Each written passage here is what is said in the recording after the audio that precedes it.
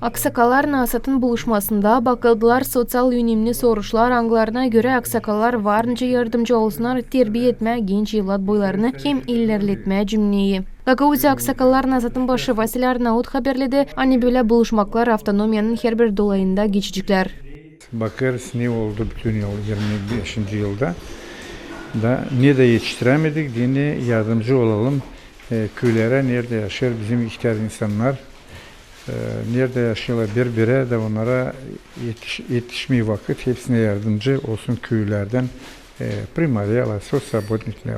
Onun için bizde bu bizim asosiyasyon nerede yaşar köyde çok ihtiyar insan onlar bizim bir yerde savaşır yardımcı olma dini bakma bizim ihtiyar insanı da bırakmama birbirine.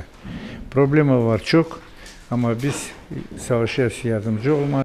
Geçti yılın çıkışlarını belli etmekten kare buluşmanın payalınları baktılar aktual soruşları anglarından karşı gelirler yaşayanlar hem onların çözülmesine. Aksakallar orguladılar hani böyle buluşmaklar verirler kolaylık açıklama kendi düşünmeklerini hem barabar bulma kararları dedi Aksakallar Nasat'ın azısı Nikolay Pançev. Vasiliy Romanovich anlattı ne yapmış prezidium, ne lazım yapma ileri doğru.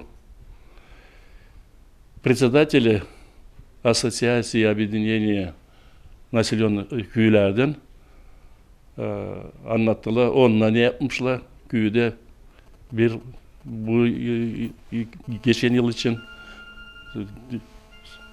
söylediler ne var diye yapmaya ileri doğru.